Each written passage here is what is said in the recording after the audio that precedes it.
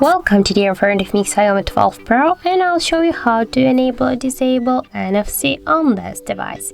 So first you should go into the settings application, and after that click here on the connection and sharing. Here scroll a little bit down and we'll see here the NFC switcher. Just to activate the NFC, click once on the switcher and that's it. And to turn off NFC again, click once again on the NFC switcher, and that's how it looks. Also, we got the second way how we can do that. Just first open the notification panel here, and somewhere in the top bar you will see the NFC icon. In my case, this is the last icon here, so just click here once on this icon, and by just hold for a while the icon, you can launch the NFC section if you want. So that's really simple to do that. So just click once on the icon to activate it, and just to turn it off, once again click on this icon.